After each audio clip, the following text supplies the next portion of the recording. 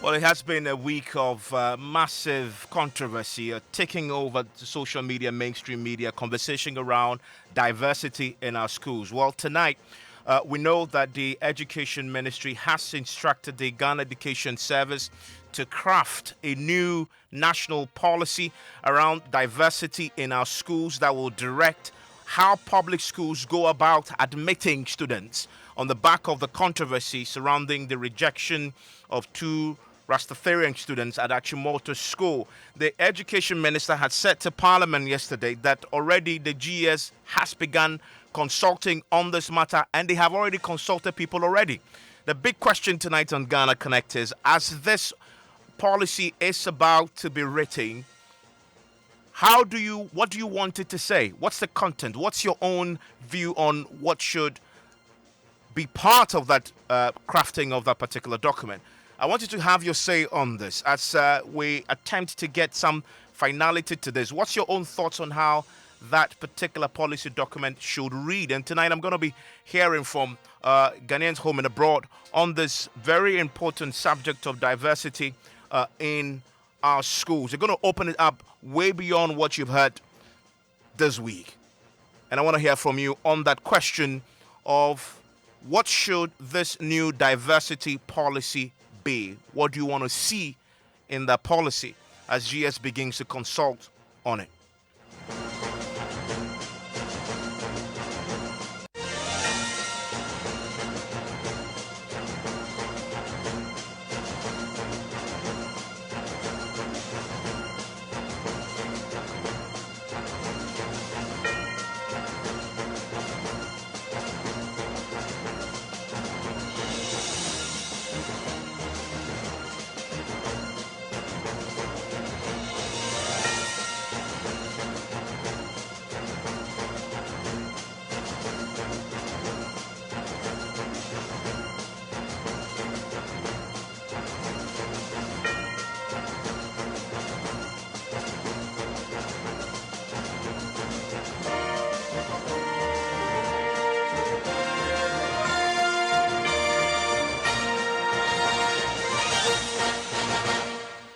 We'll connect after this break.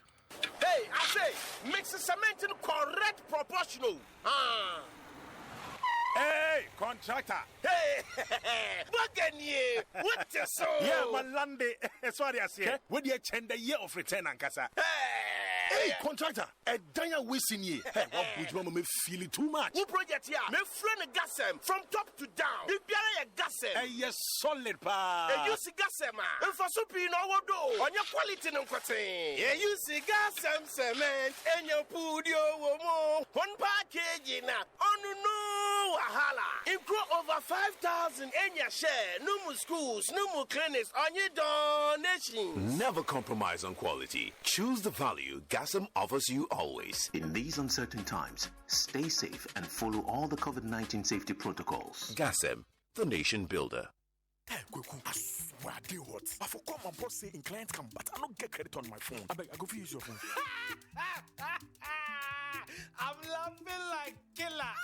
In this day and age, your excuse for not making that call is that you don't have credit. Oh, then you are not a Vodafone customer. Because you get a boozing 500% bonus anytime you buy credit via Vodafone Cash or Vodafone Credit Transfer. It's like you didn't hear me well. 100%, 100%, 100%, 100%, 500%. Hey, my friend, you don't have an excuse, oh. Excuse no shit. Dial *110# or visit the nearest credit transfer vendor to buy credit because 500% bonus. Vodafone. Ready?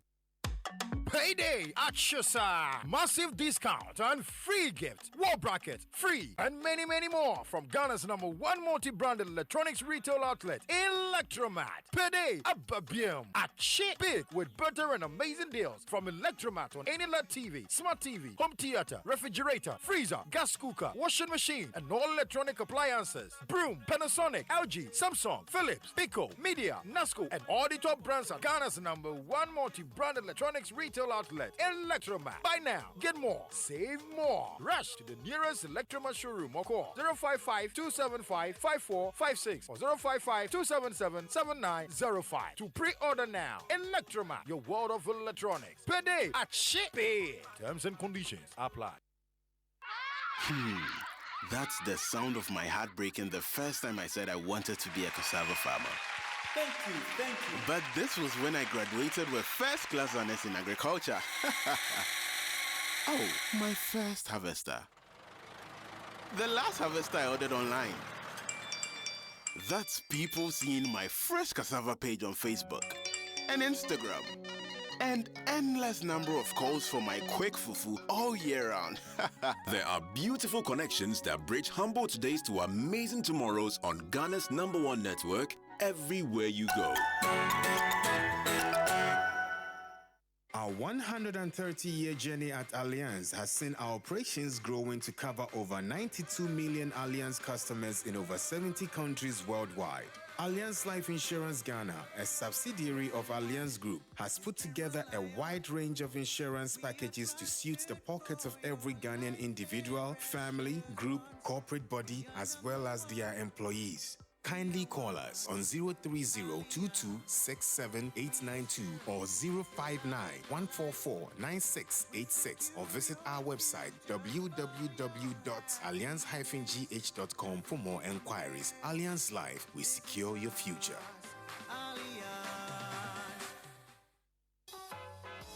Hope you have heard rent to own now in Ghana. The Plan City Extension Project Rent to Own Land and House Ownership Scheme by the Ningo Prampram District Assembly and its partners, supported by the Ministry of Local Government and Rural Development and the UN Habitat, are right here in Ghana. So be smart though, because where you trade and live really matters. Apply now and own a home or a fully serviced land. Wait a minute too. Don't forget to join our affiliate housing cooperatives also. Special offers last until 31st March 2021. Call us on 055 55 3300 or 0577 911101 and 055 70 54 635. Website newaccra.city. Plant City Extension Projects, shaping Ghana's urban future. Fly to your loved ones and visit places you have missed with Qatar Airways. Benefit from award-winning safety, extra baggage allowance, and incredible savings of up to 25% to more than 130 destinations worldwide. Plan ahead with guaranteed flexibility. Book today at QatarAirways.com. Terms and conditions apply. Qatar Airways, going places together.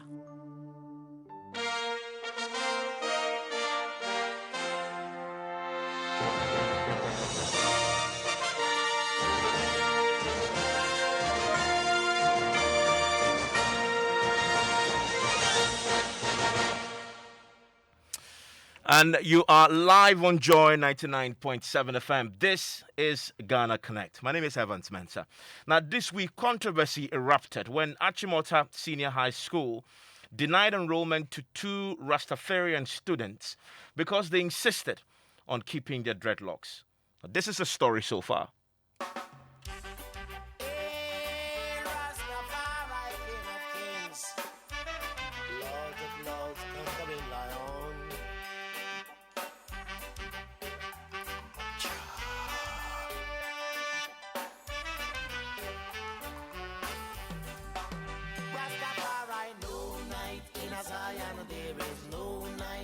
I also get worried about the attempt to rope in Rastafarism as a religion. If we do, then we complicate the matters for the young man. The reason is this: if you study Rastafarianism, it involves the smoking of weed. It includes the smoking of weed. And weed is an illegal substance. Rastafari is our light, and we don't need no other light. Hallelujah, there is no night there. For the Babylon is full of bad ways. We need to rethink our concept of discipline in our school. Getting pupils and students to appreciate diversity and the beauty of different backgrounds, beliefs, and creeds does not undermine discipline by any stretch of imagination. Tolerance and accepting unique identities at that age cannot be inimical in any educational system. Hallelujah, there is no night there. King Rastafari is our light, and we don't need no other light. Hallelujah, there is no night there.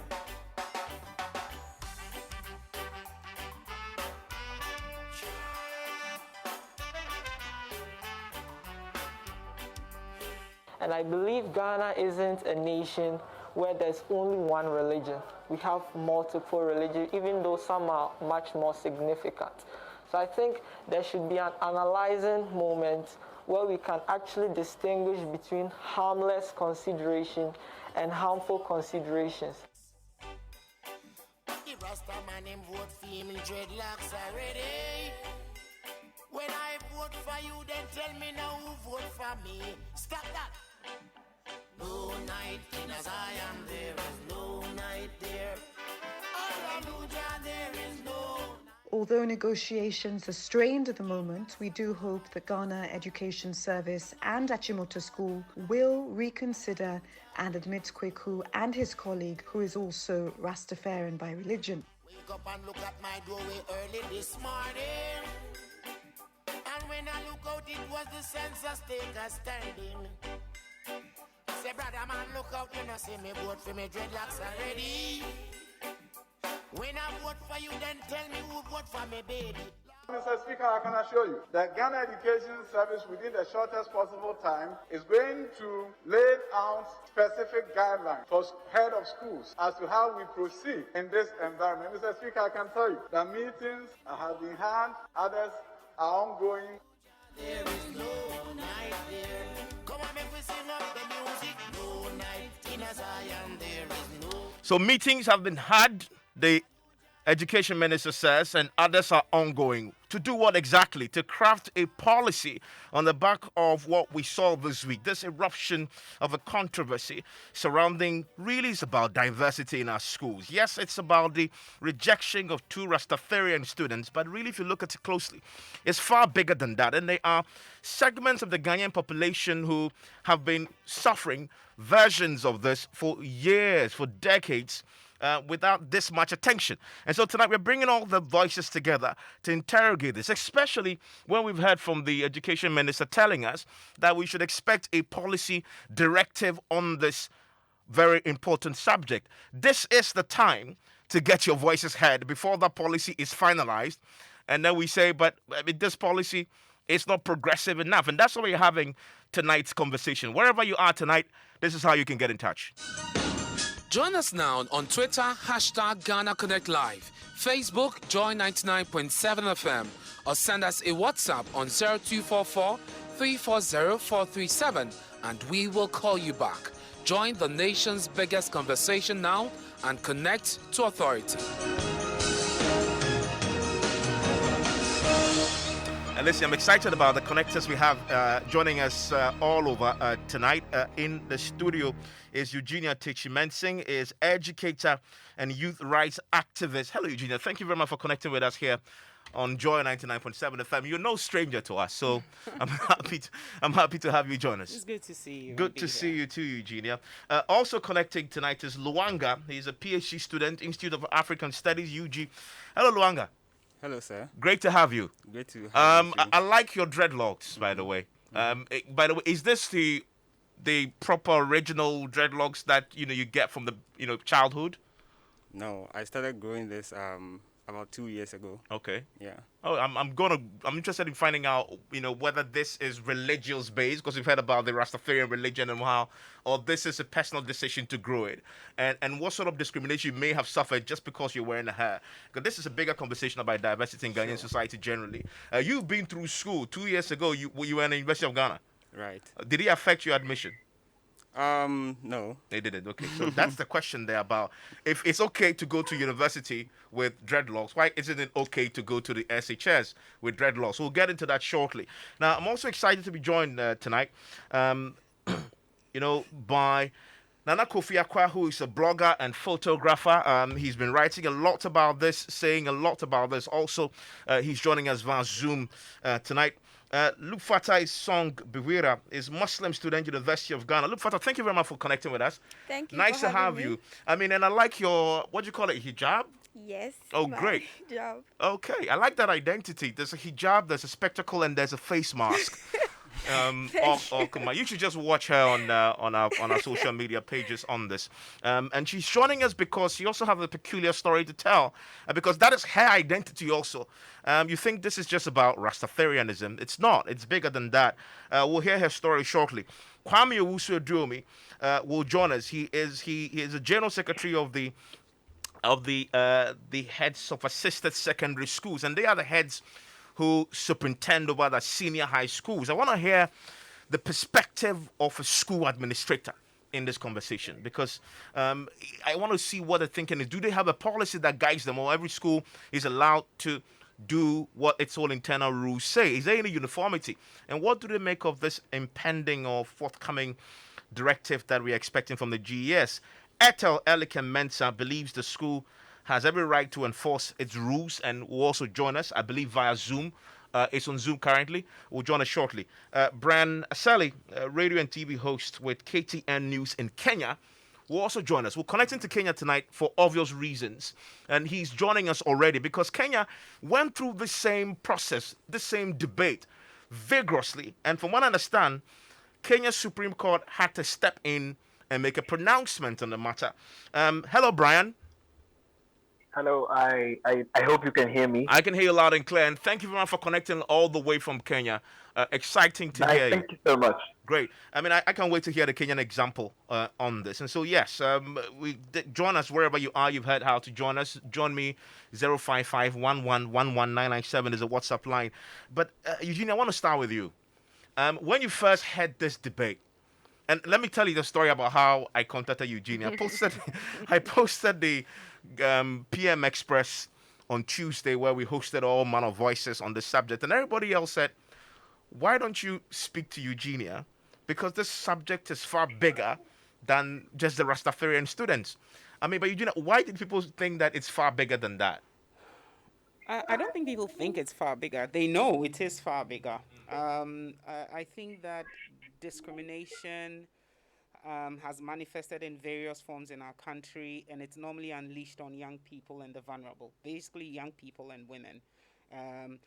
We don't want to call it by its name, but it is discrimination. In certain cases, it is prejudice. In certain cases, it is the love for control that manifests in some of these situations that we find ourselves. And I think that the Tyrone, I want us to remember him by his name. So I think Tyrone's situation just showed, I think it opened up all these probably undercurrents or under feelings that we've harbored for a very long time. You know, I'm one who I'm all for young people. I work with young people, and so I hear their frustrations, and I think that it's we find ourselves. When I say we, I'm talking both as women and children. We do find ourselves in a society where we must be, society feels we must be policed at every turn of our lives, especially for young people. And then for women, it's similar. Okay. We're policed from the day we're born till the day we die. Women are policed. If you think about the fact that girls are born and then there's female genital mutilation, till they become old women and are banished to what is it called again? A camp for witches. Women are always being policed, and I think that Tyrone's case really just opened up an avenue where all of us just thought, let's let it out. But I think that if we want to look at just, whilst we're looking at it as a general issue, about, and I say it's really more about oppression that we don't want to call it what it is. What has someone's attire got to do with what they're going to learn in an educational institution? For example, I was in an educational institution where we did the O and A levels. Girls who were in the first to form 1 to form 5 were not allowed to grow their hair. What was the reason? They said they'll get distracted from their studies. Okay, but girls who were in sixth form, who had only 18 months to finish up and go to the university, were allowed to keep their hair. Isn't that more distracting? Aren't they moving on to a higher level in life, and so they rather should be the ones whose hair shouldn't be kept, if that's the argument you're using? And I think the point we're just asking is, should we not, is it not time we re-looked at these policies? These policies have nothing to do with, when we're talking students, it has nothing to do with academic performance. So the girl child goes to school, can't keep the hair. Yes. And I mean, it's so standard that nobody even questions this anymore. Yes. But again, let me tell you what it is. When you say nobody questions it, this is where I don't agree with you. Nobody is talking to the girls. The girls don't like it. I travel abroad with many girls to go and run programs. And there have been several times they've been labeled as boys. They've been mistaken for boys. Do you know what that does to a teenage girl? Why? What is the point of asking our girls to keep their hair scalp low, even if it is 5 inches off the head? What is the point? I think that's all we're asking. It may have served its purpose back then, but the same way we hope that our curriculum is reviewed vigorously and frequently, can't we do the same for our policies? How does it serve the interest of the child? And I think, again, we're a society who does not put into consideration the social implications of any policy that we roll out, especially when it has to do with women and children. We just get up and we throw it there as law. You ask a Muslim woman to take off her hijab, or let me say a Muslim girl, to take off her hijab before she enters a school building. You are practically asking her to strip naked in their religion. That's what it means. I mean, in fact, at this part, I want to bring in Lufata on this, because Lufata, you went to SHS, correct? Yes. Have you always had your hijab on? No. So the whole problem started from when I was taken to school from the beginning. I schooled in a Muslim mission school, but even in that school, it wasn't really compulsory that we would have our hijabs on. But then P1 to P6, our curriculum, our timetables, everything was tailored to suit the religion and the times where we have to pray whenever it's time to pray. But it wasn't really compulsory that we wear the hijab. And we had a lot of Christians in my school as well. Although it's an Islamic school. It's an Islamic school, yeah. We had a lot of Christians in my school, and they weren't, forced to do what we did. So anytime it was time for prayers, they would sit in class, and then after 5 minutes, we would go back and join them in class. And it was something that they understood.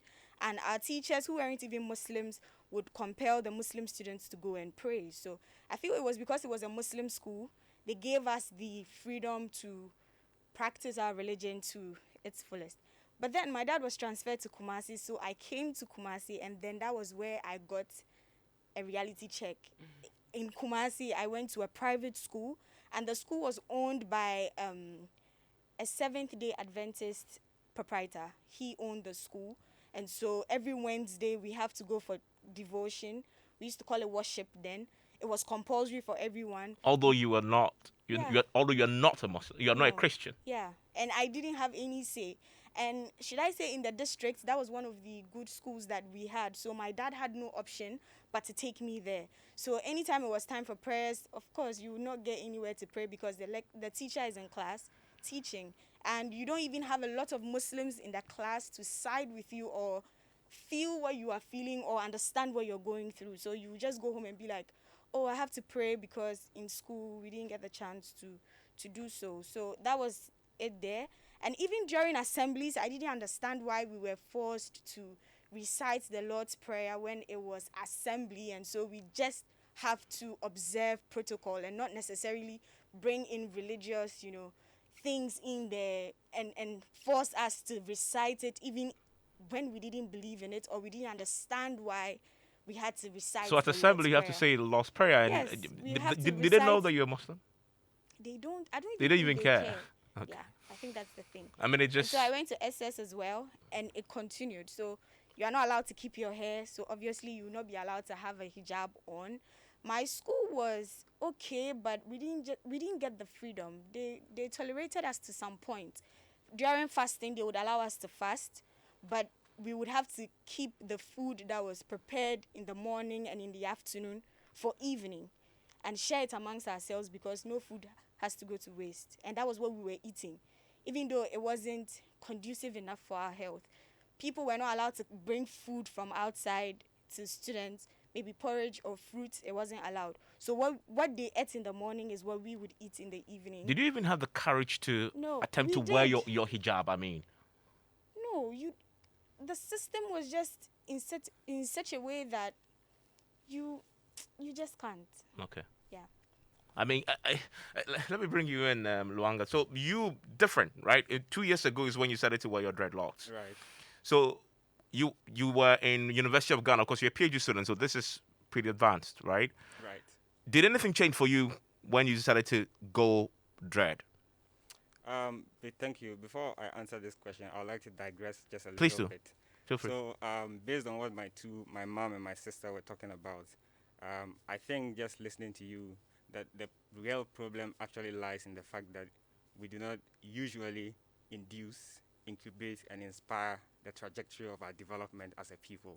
So, what we're talking about right now, many a black person suffers the same thing in different places at different times, but then it's always the same problem that we do not inspire ourselves to do according to our own terms what we want to do for ourselves. And so it is either the Christians are against the Muslims, because there's an institution that is, basically founded on the principle of Christianity. And so a Muslim person who is also a Ghanaian would find it difficult to penetrate and then access some of these places, and the other way around. Or otherwise, even the SDAs against the Catholics against the Presbyterians, and all these kinds of things. But where do we get all these ideas from? That's a question we should be asking ourselves. What do you say? Where do you get it from? Where do we get it Pardon? from? What's your answer to that question? Well, it is very obvious that these are very alien ideas. And I just want to stick as closely as possible to the topic, a discussion, which is about the Rastas who wanted to go into Achimota School. And I'll give a very short anecdote to that. I don't know if you know of Aikwe Ama. He is an esteemed novelist, Ghanaian novelist, who's currently residing in Senegal. He has this book that's titled The Eloquence of the Scribes. And this book basically has, the flair of being a memoir, and it goes into, his life, even though he suggests other things. And there's a certain point in this book where he goes into, his time as a student at Achimota. So he actually attended Achimota School. And this answers the question, where are these ideas coming from? So this was in the high point or late colonial period when the white people were just about to slowly transition and give power to, their black cronies or whatever the case may be. And so Aikwe Ama was lamenting, the fact that these institutions, which are supposed to be educating black people, are rather basically miseducating black people. So the primary goal of the colonial educational system was to vomit colonial or Eurasian cultural precepts onto the black person, such that the black person gets lost in the vomit and is unable to understand and find their own vision to chart their own path according to their own terms. And that is even an earliest example of how some of these things happen. We can go as far back as several thousands of years to give examples. In other But let me words, just come to the centuries question that you on, asked. nothing really has changed as much. Pardon me? Centuries on, nothing really has changed as much as this Exactly. instant case Exactly, shows. and that is part of the issue that we're discussing right now. So we like to, how do you call it? We like to access and fight for very simple and minute, gains. So rather than organizing, we are mobilizing. So we speak about this issue, and then the Rasta boys are allowed to go to Achimota. But the next day, another issue is going to pop up. Yeah, instead of dealing with it at the root, at its root cause. Exactly. So what are we really doing? That's the question that we have to ask Yeah, I ourselves. mean, and that's what I'm going to come to shortly, because the education minister seems to have a solution, which is let's define a general policy. Okay, let's define a general policy that will guide every school in terms of admission, etc., so that it cuts across. And And for me, it's a big deal because he says in that sound that I played that they're already consulting. Have already consulted people. And I'm like, okay, so who are they exactly consulting? But this matter came up this week, I'll come to that question shortly. But let me bring in other connectors who are joining us via Zoom. Nana Kofi Akwa, you have listened to the conversation. You have a variety of voices in the studio who have expressed various views on this. Where do you stand on this question? I think that we need to understand that we as a people, were colonized. So if you're Ghanaian and you speak English, you are colonized. In fact, just calling yourself Ghanaian means that you are colonized. And what colonialism did to us, for colonialism to really take effect, they had to trivialize our original identity, our original sense of self-worth. They had to tell us everything we had was not good enough, who we were was not good enough. And if you look at the history, the first time black hair became problematic was with the transatlantic slave trade. So the reason why, traditionally before that, when you saw somebody with dreadlocks or what they loved to call nappy hair, when you saw somebody with it, it meant that the person belonged to either priesthood or royalty in Africa. So the dreadlocks, in fact, the word dread and dreadlocks began with, when they caught the slaves and put them on the ships, it took months before they arrived in Europe, before they arrived in the islands, in the Caribbean islands, and in the Americas. So after months of being locked up in ships, your hair grows and there is no way to tend to it. So when they got out of the ships, they had this hair, this mangled, locked hair, and it became a symbol of rebellion against slavery, transatlantic slavery, and colonialism. So it was white people who dreaded it. And unfortunately, as a way to subjugate us, as a way to know that this one is not one of the rebellious slaves, you were forced to cut that hair. So they dreaded it, and then the name then becomes what? Dreadlocks. I see. Fantastic. So when you become the head teacher of a school like Achimota, and the school was originally built by the British and run by the British, and then you inherit that legacy, and you don't do your homework, what's going to happen is that you wear wig on your head, you wear a wig, whether it's Peruvian, Brazilian, Puerto Rican hair or horse hair, I don't care. But you would wear that wig on your head and proudly, as a black person, have the audacity to look at another black person in the face and tell them that their hair is not good enough. But you had a wig on your head. You are not confident in your natural hair. And in fact, so the question becomes, if you have such a person to educate your children, by the time your children have gone through the hands of this person, what self-confidence is going to remain? What sense of self-worth as a black child is going to remain? Because the person who is supposed to educate your child hates their own body. They hate what is natural to them.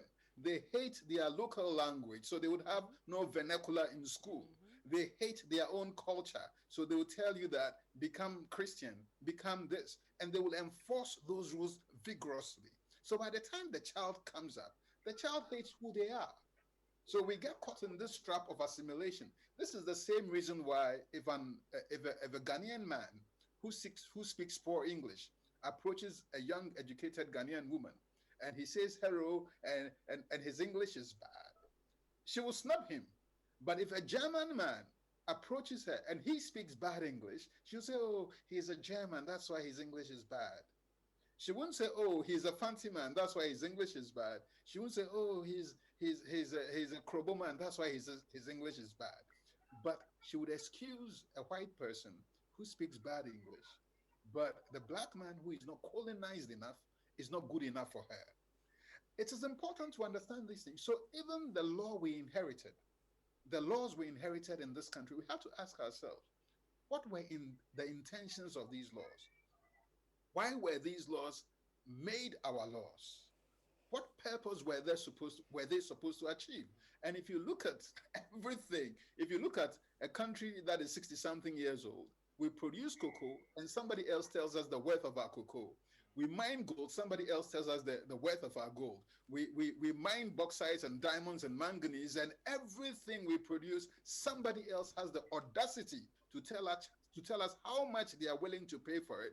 We see the Chinese come and blatantly pollute our waters, corrupt our leaders, and basically rape the continent. And we have to ask ourselves, why are we not able to assert ourselves? Why are we so timid? Why would white children go to our schools and keep their long hair, but our children are required to cut their hair? Yeah, I mean, so Why do we make it? that's a fundamental question that has been asked this week. I want to bring in Ebo Daniel, who has a slightly different view from what I've heard so far. Stay with me, gentlemen and ladies. Ebo, so have you heard the arguments you've listened to so far? Does it convince you that the decision taken by the school this week and others that we've heard of going on across the country, it's inimical to the child's fundamental right to education? Well, Evans, I, like you stated earlier on, I have a slightly different view. Much as the children have rights and they are to enjoy these rights, the schools have regulations as well. And so there are the general rules, and then there are peculiar laws or rules that pertain to individual institutions. And so I believe the rules are exist to be enforced, and these are rules that have been followed for decades. And so when you are going to the school, then you know that you are supposed to conform to the rules that exist. Otherwise, one will make the argument also that you have freedom of movement, yet schools can decide to restrict the level of movement that a student enjoys at that level. And so it's not a question of it's my right. It's a matter of what the school's rules are, which they lay out to you that these are rules. If you want to join our institutions, then you may have to conform to those rules. And so I don't see the argument for the fact that it's my right in the Constitution. Then again, I think the approach to this whole issue went wrong in the sense that you don't go on the offensive against the schools when it's not their fault. When it's not their fault that you do not meet their criteria. I think it would have been more prudent to engage them rather than start the whole argument of you should allow me by all means because it is my laws. Just like you have Homo War festivals like Homo War where at some point in time there's a ban on noise making and even movement, which a lot of people would argue that it's their right to do so. This same thing may apply in this sense that much as it is your right, at certain jurisdictions, those rights may have to be curtailed. Even in prisons, you don't get to demand for rights for freedom to do whatever you like. Interesting perspectives. Stay with me, Eugenia. That's a view I'm sure you've heard. What you say? What you say if you have an interaction with him? But what you say to him? Because doesn't he have a point there that there must be order in the schools? But of course, there must be order, and there's no question about it. You need order in, well, yes, you do need order in order to be able to run, I believe, an organization, an institution, and a country.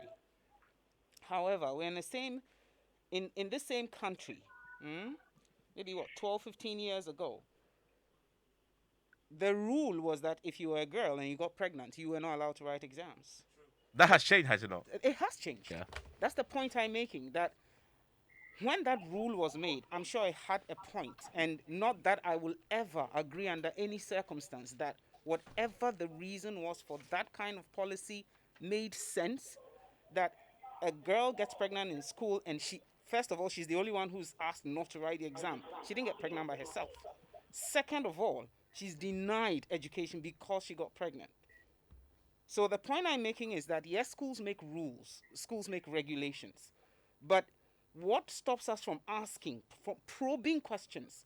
What is the point of asking someone not to, say, wear a short skirt to school, for example? What is the point? If we can answer these questions along the lines of logic, how does it affect education? If I keep my hair, as you rightly mentioned, so I'm sorry, I like your last name, so I want to call you by that. He's in a tertiary institution. He has his hair on. So what's the difference between that and keeping your hair in a secondary school? Because isn't the argument that he is now an adult, he can Okay. make the decisions for So himself. let's follow that tangent. Yeah. So we are saying that children cannot keep their hair. Because they're children. Yeah, so what, children don't matter? Then let's stop having children. My biggest problem in our society is that we don't make room for young people. We only hear of young people when they become adults. We don't have spaces for young people. We don't give them spaces to talk. I like the question you were asking. This policy or framework that the Minister of Education has spoken about, who is going to ask any young person to be part of that meeting? Not the Ghanaian, because for us, children have no space where adults are, and we must change it. Okay. Because please let me land on this point that I've always made, that because Evans, we all live in this country together. The children we are disrespecting and denying rights of will grow to become adults, and we will become senior citizens who cannot take care of ourselves. And when it is payback time, and it will be payback time, we are doing too much harm to young people in this country. They need outlets. They need avenues to be able to express themselves. And we keep ramming it down their throats and keep controlling them and waiting till they get to university. And then when it begins to blow up in our faces, we're the ones who are now complaining, with all due respect to you two, that our young people cannot string sentences together. They can't write. You can't get them to do anything in the office. Well, whose fault is it? Your educational system, it seems stifling as it is. Debating programs have been taken out. Cooking program. There's no extracurricular in our educational space anymore. Yeah. Reading is also gone from primary school. Reading time is gone. What are we producing? We are producing what we want to produce. I'm sorry. Let me bring in a bow on this. So that's the argument. I mean, there must be a reason. So what's the reason? What's the argument? I don't know if you were in school, correct? I mean, and so why can't you have a child with the hair on? Why can't you have a child with as we've heard from Lufata, for example, with a hijab on in a school?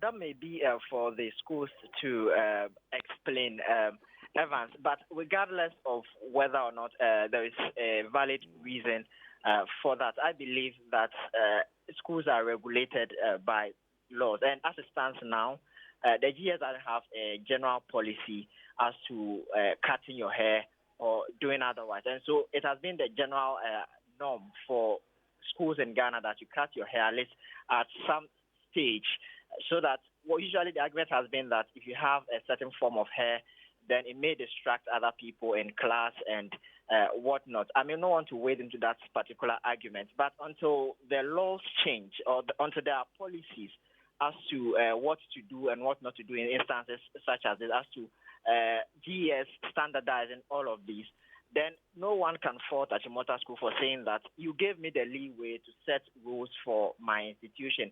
These are what apply in my institution, and so you may want to conform if you want to attend that particular institution. I mean, there are other institutions that have accepted these students, and that is for them. For them, it's okay to have students with long hair in their schools. That's for them. But for institutions like Achimota, who believe per their rules, you are not supposed to have long hair, I think we should allow them until there is a policy that bans that. What I wanted to say was, so because he's using Achimoto School example, I want to follow that tangent. So Achimoto School, you're saying Achimoto School says they don't allow students to keep long hair. So what about the Caucasian students who are keeping long hair? Okay. What about them? They are, and then the response is that they were exchange students. That makes it better? As in, because they are foreign students and exchange students, even if they are spending one day, do we believe that if the rules had turned, they will make exceptions for us? I think we really need to snap out of this, mental slavery. We Yeah, really I mean, need to and snap Uncle out of it. Fiab laid it out nicely. Look, Fata, there's a question that Ebo asked, and that has been asked this week. So when you were in that school and you felt, let me put it this way, discriminated against, correct? But you couldn't say because your father had taken you there because he believes it's a good school. When people say, okay, but if that's the school's rules, why didn't you find another school that suited you? Right. That's the argument I've heard this week, that if you don't like it, go elsewhere. I think it would be unfair to say that because you don't want to conform to the school's rules, then take your daughter somewhere else. I don't think that argument should be made. For instance, in public schools, these schools are funded by government. These schools, we have teachers that are being deployed from our training colleges to these schools to go and teach the students. The Constitution says give these individuals the right to express whatever religion they belong to have the freedom to do whatever they want to do. Who is then saying that, oh, because you are Muslim, you don't have to put on your hijab in my school? Who should stop me from doing that?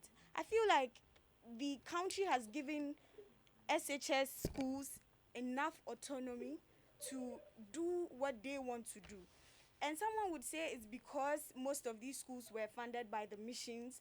That's why probably government is being lenient on their codes and their rules and regulations. But I think it's unfair because for some time now, government has been funding these schools. For some time now, if they don't have teachers, the government gives them teachers. The government pays them out of taxpayers' money. And all of us are a part of the system. For when Ebo was speaking, all I wanted to say is if roles were turned, would he be saying the same thing he is saying? It's okay for him to think, oh, if you go to Rome, do what the Romans do. But if he was in Saudi Arabia and it was compulsory that he would pray 5 times daily, learn how to read Arabic, enter the mosque whether he liked it or not, would he still say the same thing that he's saying? Well, So powerful I think analogy. I mean, I'll come back to you shortly, Luanga, but I want to go to Kenya shortly, very briefly, and come back. Brian, hello, Brian. Hi, how are you? Brian, great. So, Brian, tell me, Kenya had the same conversation, debate, right? Yes, true. And how did you resolve it? Let me tell you, Kenya is, first of all, a very open minded nation. We grow up with Muslim brothers, No, we are not. sisters. We have our own other belief or a religious group called Akorino. Now, Akorinos are pretty much like how the Rastafarians decide that they're going to tie turbans in their head, okay? Now, the most interesting thing about religion in Kenya is we grow up as friends and we respect whatever you believe in. But we've never actually explored Rastafarianism, okay? And we have different societies in Kenya, like the Rastafarian Society of Kenya, which is basically a registered group in Kenya, and where people practice their religious beliefs, and they have a whole belief system. One thing I love about Rastafarianism is it's a form of identity, okay? And this form of identity allows you to express yourself. And I believe when you are when you're working on your spirituality, then there is a belief system. There are things that you do. There are customs that you follow. And that's exactly why the story of Makeda, which is such a significant name among the Rastafarians, Makeda Ndinda was also in the same state as the students in Achimota. She had finished her primary school education and she was being admitted to a new school for her high school studies. And she so happens to come from Kibera, which is a slum, and the school is also in a slum in Olympic. So it became such a prominent story simply because a person was being denied the right to study.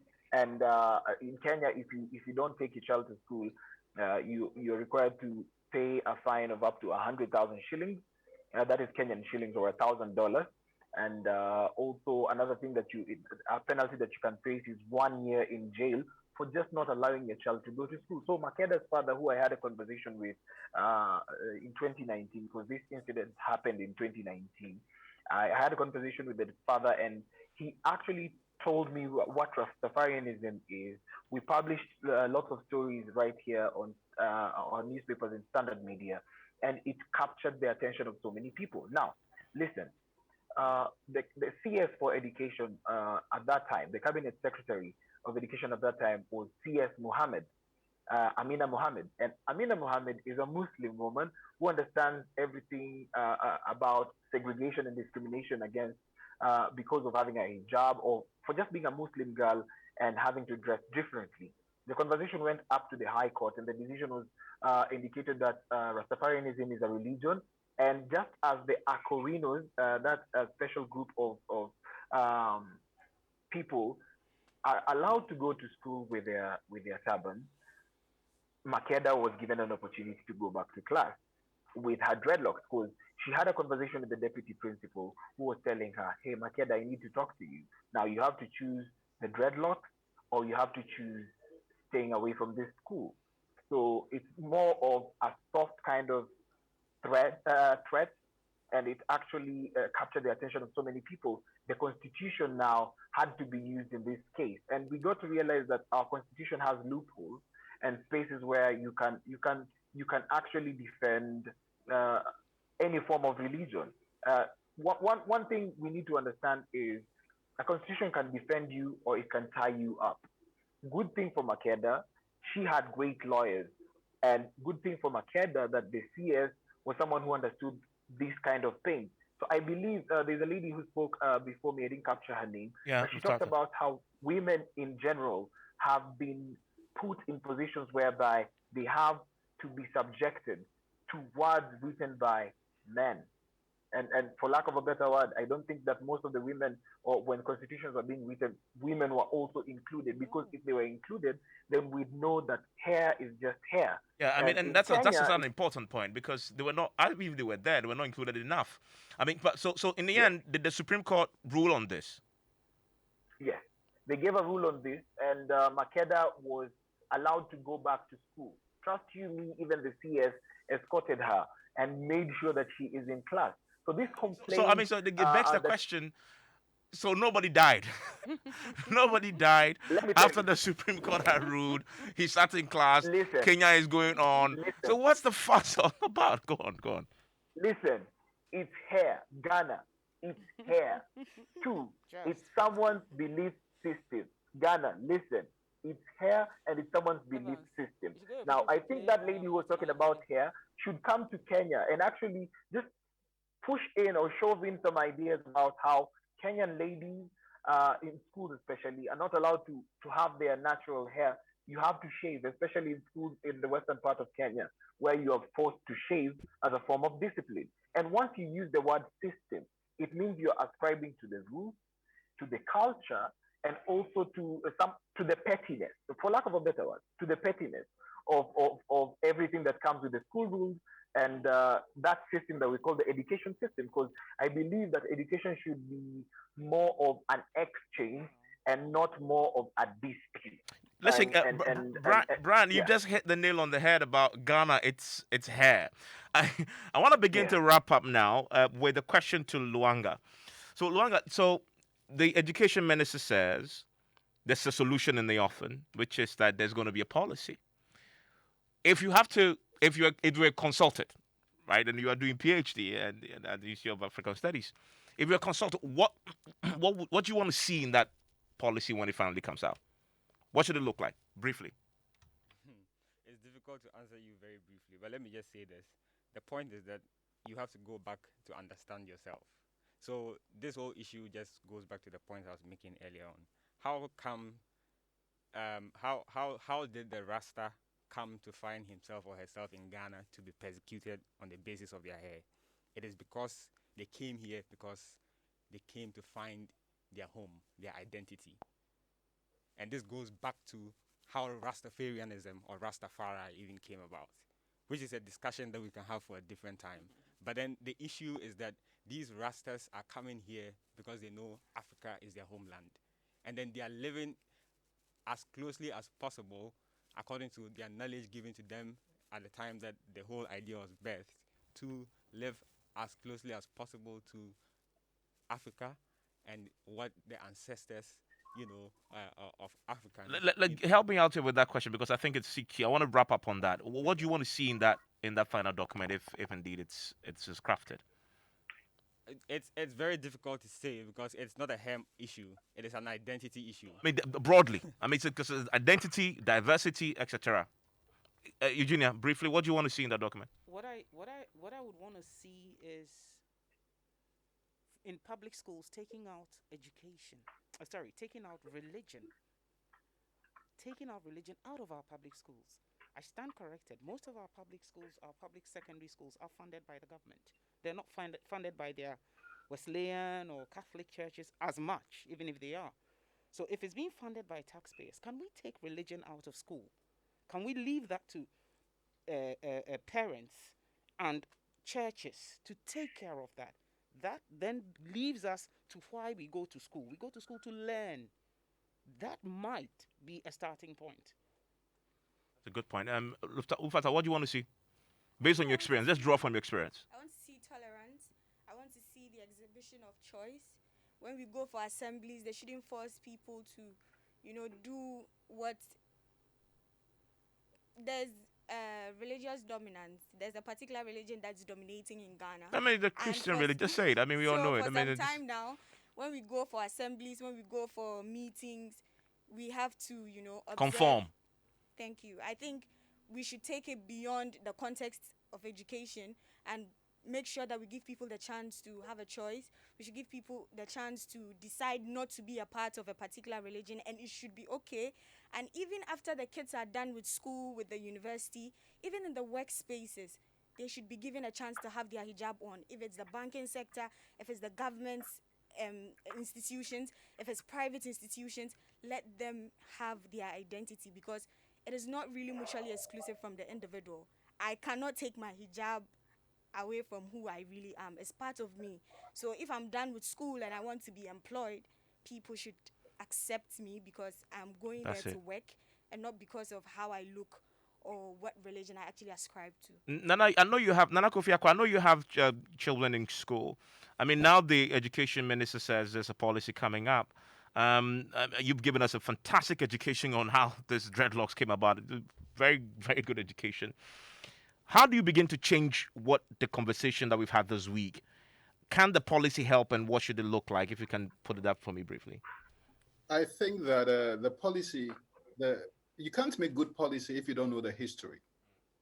The policy needs to consider our history as Black people.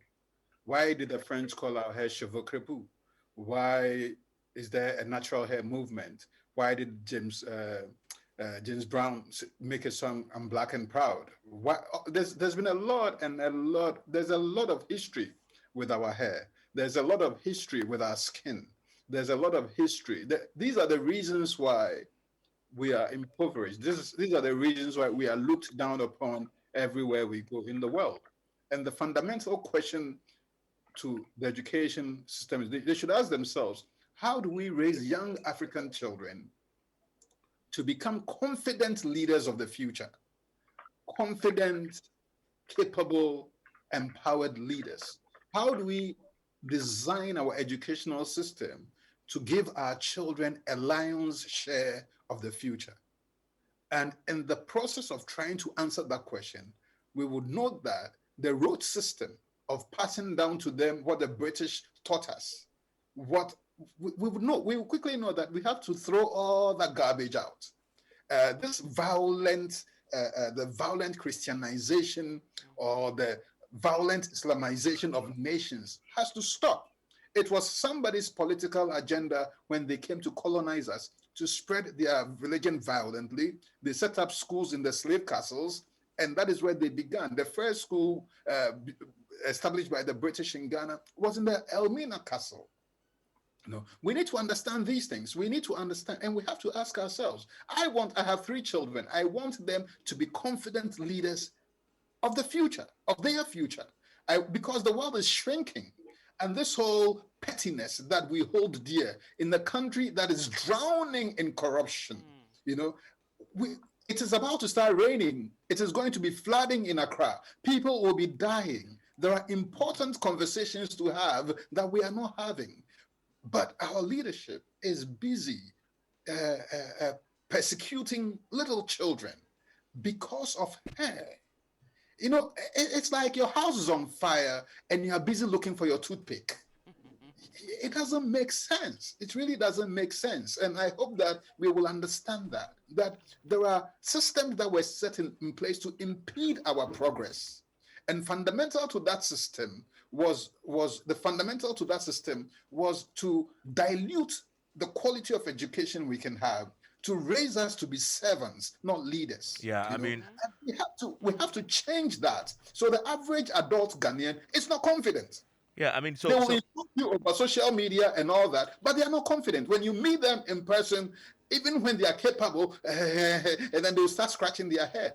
We are not confident. Why are we not confident? Because somebody designed a system that tells us we are not good enough. Yeah, I mean, and I think the point that you've made, and I think Eugenia has made it, they have to go back to the basics. And I mean, and we need to see this consultation that has happened. What are people saying on social media as we wrap up? On social media, coming up on our WhatsApp platform, the theory of the human brain being tabula rasa is really at play here. The African child's brain has been Europeanized, so they don't appreciate many things which are local. We would hardly progress if this trend persists. Let's know our roots as a people. The policy consultation and formulation being undertaken by the Education Ministry is going to be nothing short of an epic battle between the progressives and the dinosaurs in this country. Will the quest for quality and all-inclusive education system prevail or otherwise? Well, it waits to be seen. Evans, a lot of the messages which we can't read. Yeah, I mean, thank you very much.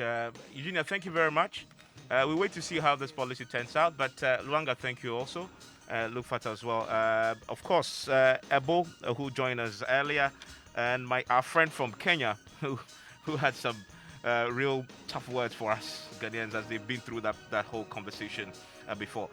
Ladies and gentlemen, enjoy the rest of the evening. Thank you.